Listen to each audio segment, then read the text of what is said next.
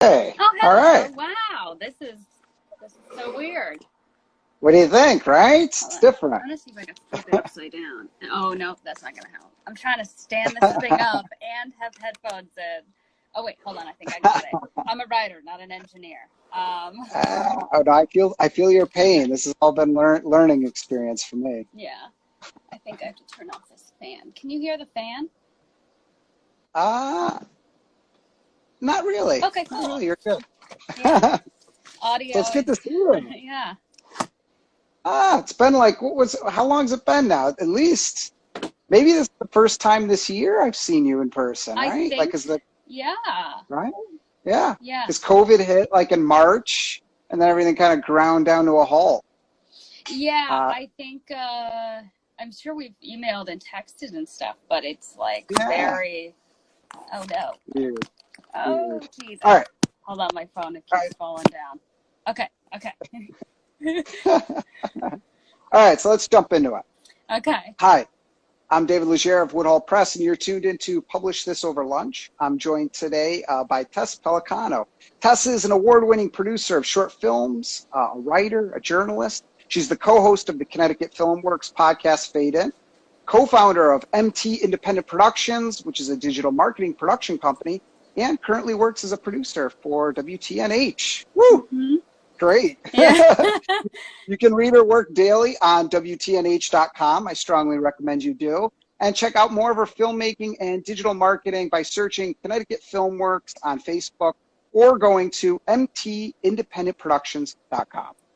All right, so let's start this off. Tess, tell me one thing in 2020 that you found so inspiring in the literary world. Well well Right? I know there's not been a ton of new stuff that, that I've seen that's just not what I'm, looking at most of the time. And that's just how my life is. Mhm. I'm mostly journalism at this point, which we'll talk about in a little bit. But my mom is a huge reader, and she's now working from home and likes to take her breaks reading books. It's a little more than 30 minutes. She gets lost in a book and then she recommends it to me, and I'm like, oh yeah, I'd love to read something. But a book that I really loved that she recommended was, I'm gonna read the title. It's called No One Will Tell You This But Me, by Bess Kalb, Kalb. She's a writer for Kimmel and New York Magazine.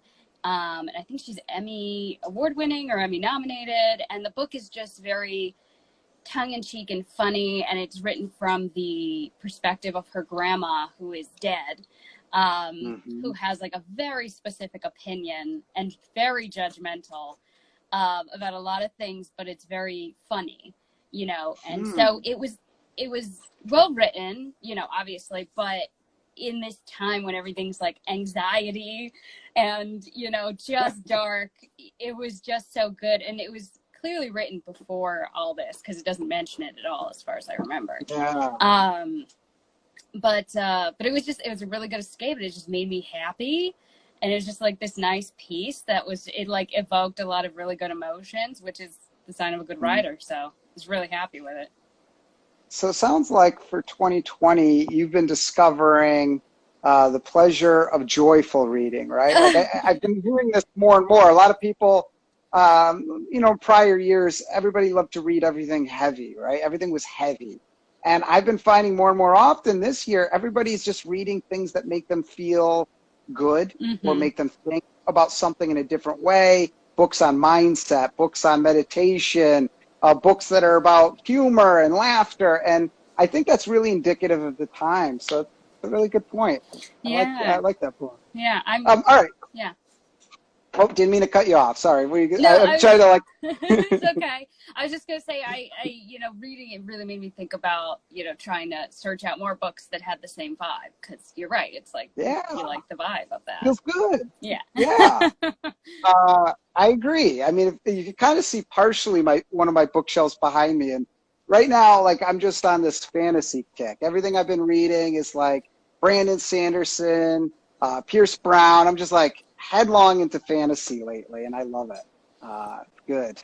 All right. So, anyways, you're a journalist, podcast producer, freelance editor, movie producer, script doctor, you name it.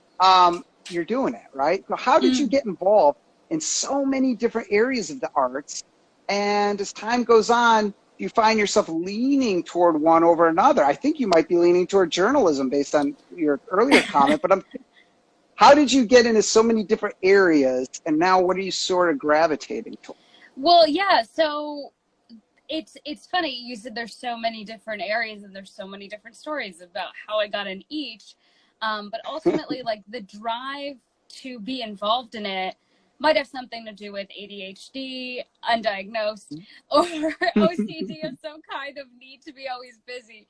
But, you know, it all comes from a place of, you know, I really love storytelling. I really love, you know, working with people who love doing that.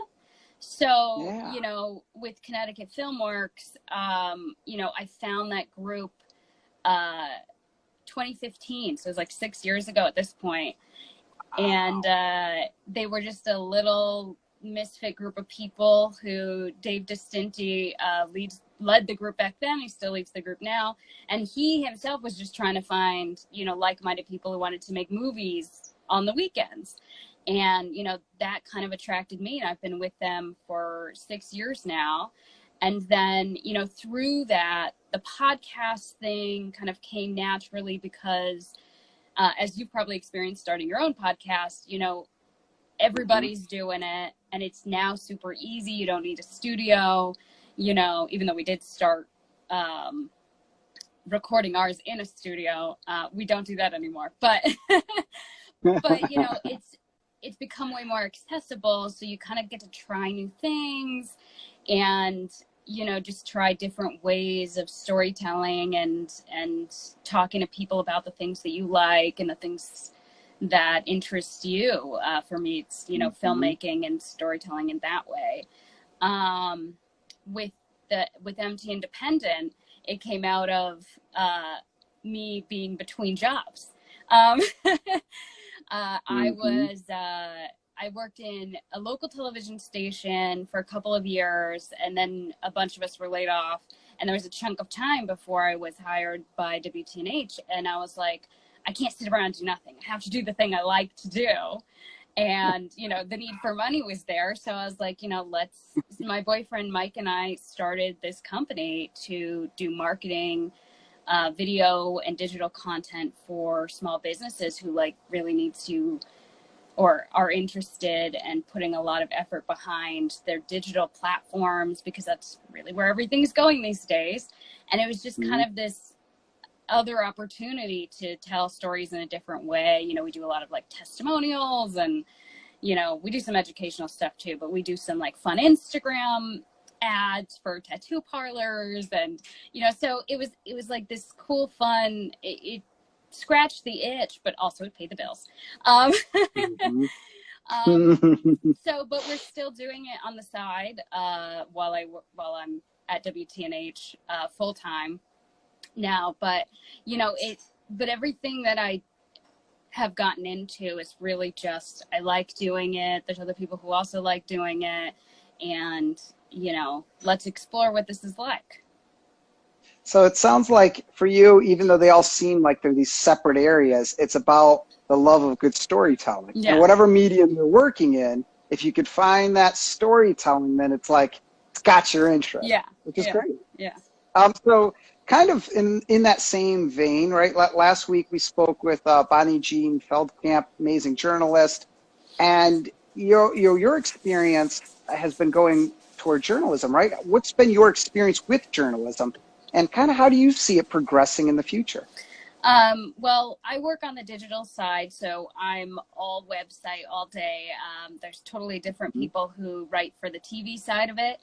But you know, everything that's on TV also goes on the web, and then we write other stories depending on what's happening and what comes into our station. But it's a lot of my experience has been it's very fast paced. unrelenting, you know, information and just go, go, go, go, go, you know, and I don't know if that's always been the way, but it's certainly this, you know, I've been in it for a year, and most of that time has been COVID. And most of that time has been, well, all of that time has been the current presidential administration and then the ramp up to the election. So it's like, I don't know if I just jumped in at a busy time or if this is how it is now, you know, but my experience has been a lot of like, you know, I read and write all day, you know, so I love doing that. And that's really, you know, why I was interested in this job. But the vibe is so fast paced. It's very like sterile. Of course, journalism, just facts. You can't like be creative in any way, you know. So it's a totally different kind of storytelling that I've never done. That is just, it's fast. That's just the only thing I could think of. But yeah. You know, I have, I'm teaching a couple journalism majors, and I'm always in awe of a journalist. It is so fast paced, you know, coming from the other side of things, publishing, right? It's fast at times, but we'll take, you know, 8 months on a book. It's a little slower. I get to absorb it, think about it, Somebody you know, put it down at night. Yeah, somebody else wake up in the morning, think about it again. Exactly. Maybe go back and forth on the cover 6 times. But what you're doing everything like instantaneous, that day, fast, gotta move. I mean, that's really a skill set to hone. It's definitely new to writing that way. But, you know, because of the nature of my job, I had to pick it up quickly. I mean, and I do well at my job and everything. But you're absolutely right. It's like, you can't get sentimental about what you're writing. You can't, you know, it can't be better. You know what I mean? Like, you go to sleep at night, you're like, how could I make this writing better? You can't do that. And you're like, it's not just same day. Like, I write 3-4 articles an hour, depending on the length and what's going on and what's needed. And, you know, so it's just go. It's just, your name's on it, but you don't really own it. It's like just getting the information out there to you. All right. So let's circle back. You know, you've mentioned Connecticut Film Works. And for those that can't see this right now, I'm actually wearing the Connecticut Film Works t-shirt representing. You know, I love the Connecticut Film Works. You know, it's an organization you helped form. And I know I'm biased because I'm just in awe of everything that you all put out, the content you create. I've been lucky to be a part of it for some wonderful productions. Would you tell us a little bit about what CFW represents and how filmmaking has continued in spite of the pandemic? You just put out a movie, you know, right? You just put out for the 40-hour film festival, and you did it in a pandemic. So I'm curious, what's the CFW about, and how has filmmaking continued in spite of the pandemic? Particularly the writing process, right? Like, how did that go down? You're not in the same room, right? You're emailing each other's scripts. I'm just fascinated by what you got going right now. Yeah. So Connecticut Film Works is, it's a group of, you know, at the beginning it started with a bunch of misfits, people who just were interested in film, but it's become a group of people who are professionals in media in some way in their day jobs. So, you know, like I work in news. Dave DeStinti, who runs the group with me, also works in news. And like, you know, our other members are freelance videographers or actors or writers and actors like you. And, you know, so it's a great group of people who are like, you know, I really love this thing called filmmaking, and I want to do it with other people who also like it and have the equipment to do it. And, you know, we slowed down certainly because of the pandemic, but we used to put out, you know, in previous years, we put up 6 short films, and it was just like an opportunity to have fun, but also like make something good that we're proud of and, you know, can show people. And especially for like local actors like you and Billy Brannigan, shout out to our friend Billy Brannigan. Billy.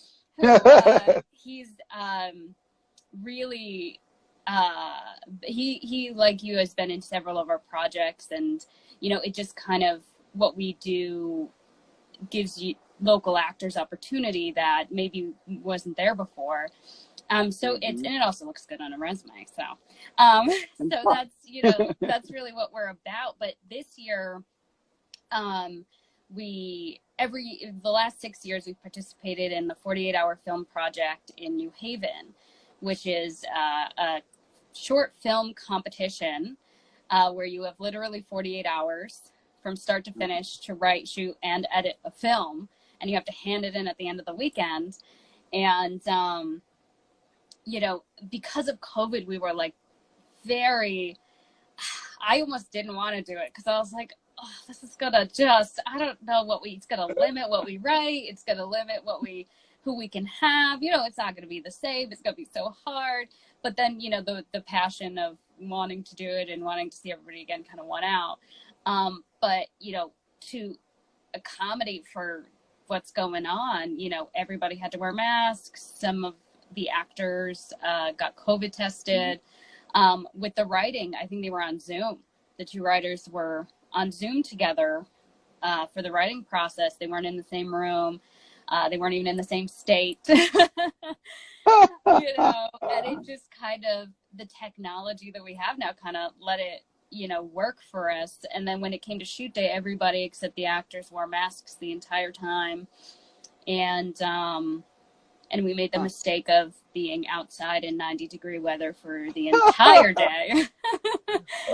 We shot in a garden, which was beautiful, except it was 90 and humid, and we were all wearing masks, and it was rough. But yeah, masks in the heat, that is a real challenge. I actually have difficulty breathing when I have my mask on in the heat. Like, I find myself struggling to breathe a little bit. It's like I'm you're like, waterboarding yourself with I'm like waterboarding. The moisture from your mouth waterboards you. All right, so you know what I love about this is you're saying, you know, filmmaking has been challenged this year, but because of technology like Zoom, you just pointed out, you're able to persevere. And I think that is a huge takeaway. And, you know, for anybody listening, right, continuing with the Connecticut Filmworks, screenplay writing, I know you have read my own stuff. Like, I started basically kind of not really knowing much and fumbling along. And you've been very kind, going, I don't even know what these tags are you got going here. This all needs to go. And you worked with me, and you were so intuitive about it. But I'm curious, so anybody that's listening, watching this, that wants to get into screenplay writing, you know, what would you recommend is their first step? You know, what do you think? Well, I would say definitely read screenplays, first of all. And this is the same. I actually was talking to a new girl at work about learning how to write for the journalism voice. The advice is the same. It's, you know, start by just reading a lot of them, and a lot of articles for journalism, or with screenwriting, read articles, read screenplays. You know, don't just watch the movies, because it's a totally different, it's like a skeleton versus a fully fleshed human. You know, the script is the skeleton, but it's a very specific way of presenting the information. And when I took a screenwriting class in college, which is how I learned how to do it, and I was coming from a narrative writer perspective, because I majored in English and I did a lot of, you know, essay writing and longer form stuff like you do. And I totally put that into a script. And even though it was a story, it wasn't a script. And I kind of had to be taught the right method in presenting the information that way. So that's the first thing I would do, is make sure you get familiar with how stories are told in that form. And then, you know, just try writing something that interests you. And, you know, the big thing is, it doesn't have to be perfect the first time. Very much like, write your ideas down separately, you know, and nothing is the wrong answer. And then you can kind of cull your thoughts later. But, you know, it's like any sort of writing, like ideas and then move forward from there. But there's no wrong answer is ultimately what it is. It's just learn the form of how to do it, but then, you know, you can kind of be creative in the form. So, you know, it sounds like read a lot of screenplays and then maybe even take a class or find some kind of like screenwriting, you know, club or workshop, or maybe even people such as yourself that do like, you know, maybe some kind of freelance screenwriting support, and then just try it out. Yeah. So I like that. I like that. Do the thing. You know, you can't just do the thing. You just do it over and over. If it sucks the first time, that's okay. You know. All right. You know what I'm curious about is, you know, you've been talking about all these things that you got going on. You're involved in various areas. So what is your 2021 prediction for writing, actors, producers? Like, what do you think is going to be going forward, your prediction for storytelling, right? That all of these things that you're talking about is storytelling in some form. Do you have any thoughts on what it's going to look like in 2021? Hopefully not a fiery, you know, an inferno. Hopefully the world doesn't burn up before then. But I think, you know, in every genre that I'm working with, in journalism and film and podcasting, I think it's all going to be all digital. As much as can be digital, I think we'll move into the digital realm. Like with journalism, my job is all digital, and people are dropping their cable providers and not owning TVs anymore, or like, I don't watch the news on television, I get it on my phone, you know. And then when I don't know if you've experienced this yet as an actor, but you know, a lot of the actors I've talked to have said, we're doing a lot of auditions from home now. We're not going to our agents or our managers to do them. We're doing it at home. And we have to become the cameraman. We have to become the lighting man, the sound man, the editor, you know, to do everything on our own. And, you know, that's what I kind of feel like definitely for actors. And I know an actor in New York, Yuval David, who's been working consistently from home since March. He does voiceovers and talking head pieces. And he's like, I've had to buy equipment and do all these new things that I never had to do before. So I think definitely for actors, it's going to be learning all these new skills. You're not just going to be one thing anymore. You're not just be the pretty face, you know? No. You got to do some work. Even right now. Yeah, exactly.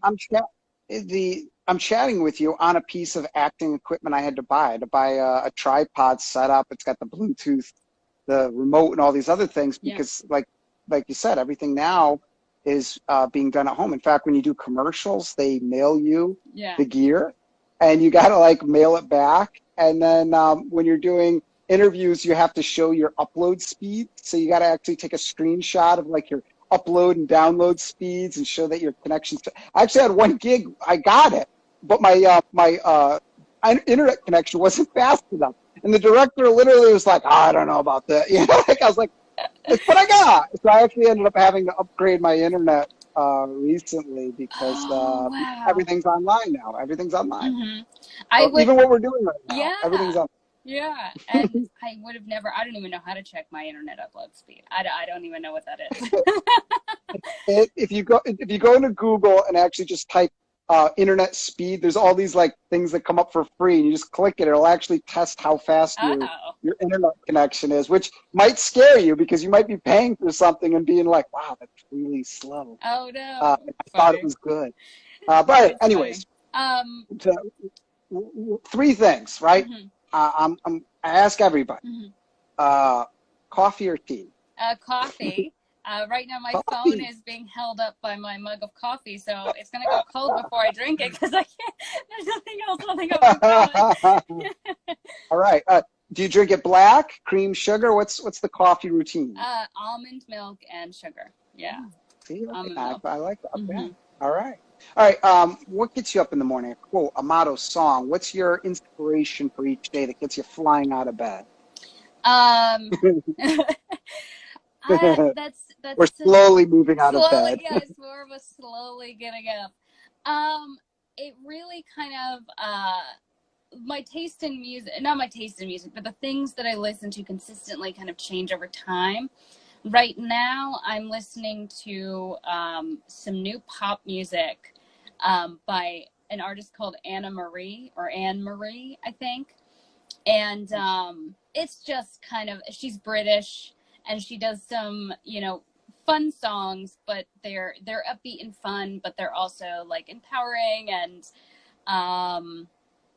and just self-respect kind of things. And it's really like that book I was reading. It's just a nice vibe.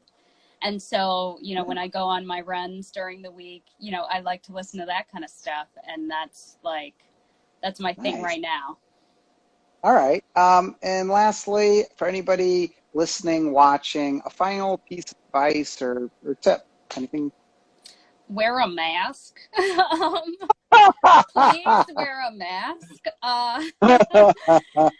But, you know, more, you know, on a non-mask perspective, I think, you know, if you're somebody who loves storytelling and film or writing or journalism or podcasting, you know, it all comes from that same place of, you know, all of those things.